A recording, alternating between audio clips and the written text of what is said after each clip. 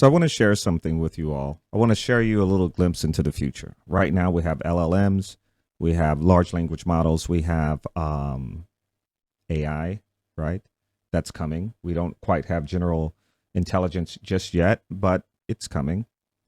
So I want to share something that I think you need to understand about the future. And it really doesn't matter who you are. The language of the future is programming. And the reason why that is supported is because more things are being integrated in industry with LLMs and technology. So, with all of that said, the one thing I want you to understand is that you're being tricked in some way, not purposely, not by some organization, but you're being tricked by repetition in time. So, historically, this has happened before. I see what's happening as a fight between Betamax and VHS. So, just to give you a little history, there was this battle between Betamax and VHS when they first came out. And now these are the things that we used to use to watch movies on. If you're not familiar with this, we watched movies on these things. You had to go to the store, like Blockbuster or Hollywood Video. I don't know. I forgot. Yeah, it was just a video store. And you had to search for the movie you wanted and you watch it. When you watched it, you had to rewind it when you were done, and then you brought it back to the store. So both of these worked the same way, and they worked off of these cassette tapes, these large cassette tapes. And I know some people are looking at this like, how did you guys even watch movies? You didn't just stop it and skip to where you wanted to go. There was no skipping. Okay. And in fact, sometimes when you were watching it, they had squiggly lines. It was, the quality was bad. But there was this battle between these two formats. So everyone was thinking, oh, which one's going to win? Technically, I would say that VHS won, but by the time VHS won, now you have CDs. Then later you have like Blu-ray, right?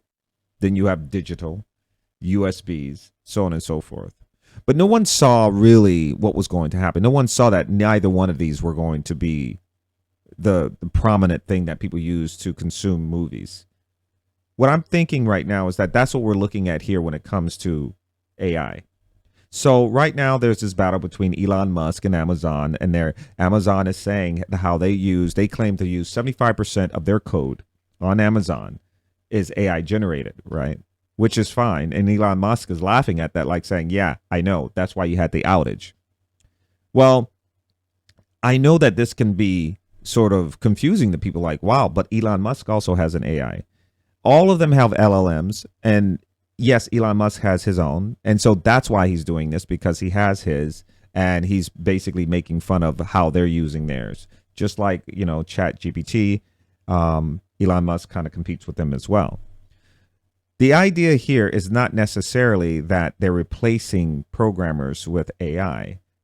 The thing here is that it's a battle between VHS and beta when it comes to these LLMs and AI. What I believe we're really looking at is a second phase that's about to come about. That second phase is going to be robotics. So we're dealing with robotics, building systems that's going to live inside of your house, that's going to live alongside you, that's going to be AI. And we already have it, obviously, you see here. Robotics, flying cars, that kind of stuff. It's already basically here. But then the trick is that's not where it stops. This is just the midway point where it's really going to kick in, and what the future really is going to be about, and why coding is very important to be able to think logically in a certain way, is because now what you're going to be dealing with is something like this. This is a robotic arm controlled by this man's mind. He's not able to move his body. And for the first time, he's able to move a robotic arm with his mind. It's an amazing thing, but this is where we're going. And no, it will not be robotic arms. It'll be people like all kinds of things. It'll be tails. It'll be ears. It'll be all kinds of things that they're controlling with their minds, including their home appliances that they'll be controlling with their minds. This is where the future is going. And this is why people need to understand that not thinking like a program, but being able to code logically, or being able to understand code, or being able to speak code, just very little. And I'm not talking about even the fundamentals. I'm talking about understanding some simple concepts like, functions and variables and those sort of things. Just understanding how they work in the world of programming is the language of the future, and it is the future. And so this is what I'm not warning people about. I'm just telling you, this is why it's important that you understand the idea behind learning code, learning to make your future brighter, so that way you don't think it's the same type of method that we used to do, where you would just learn something, you would get good at it, you retire doing it, and then you just live your life. No, that's not how it is anymore. Now you're competing with LLMs, large language models. You will be competing with general intelligence, AI intelligence, which is going to be phenomenal. And you're now really dealing with it being in the real world, in real time, currently, right now. So don't believe that this is just happening in a medical end. This is also happening, and before it even happened here, it was already happening on the, commercial end. So hopefully this gives you guys something to think about. And if you have a friend who knows how to program, or if you want to learn online, it can be kind of confusing online. I understand. It's better to have someone to teach you. But the second step after this, after it becomes consumer, where they can put a chip in your head, you can learn a language.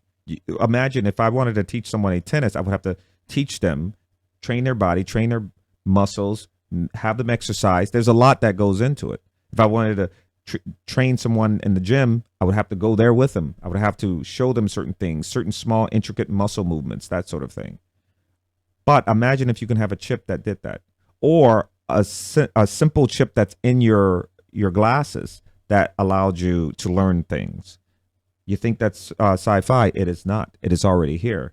Now, the people who have access to it, they're testing it. The beta is already happening. But that is the final stage of all of this. Then something else will come along, but that's the final stage. So we're talking right now LLMs. We're talking general intelligence. We're talking the combination of that with robotics and commercially viable elements inside your home. Then we're talking integrating into how your mind works. And that is where the future is headed. That's why apps will not go anywhere. That's why programming is not going to go anywhere. But what you have to do is you have to understand that those who don't understand the simplest of coding, the simplest variables, functions, conditionals,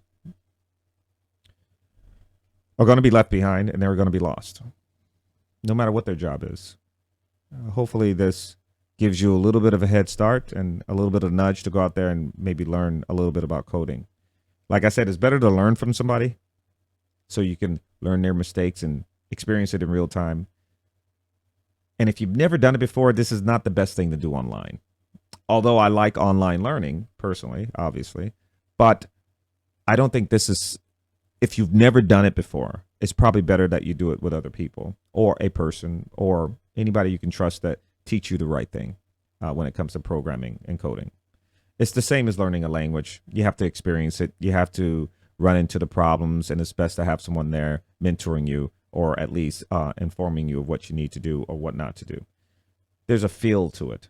Well, hopefully this was helpful to you all, and I'll see you guys next time.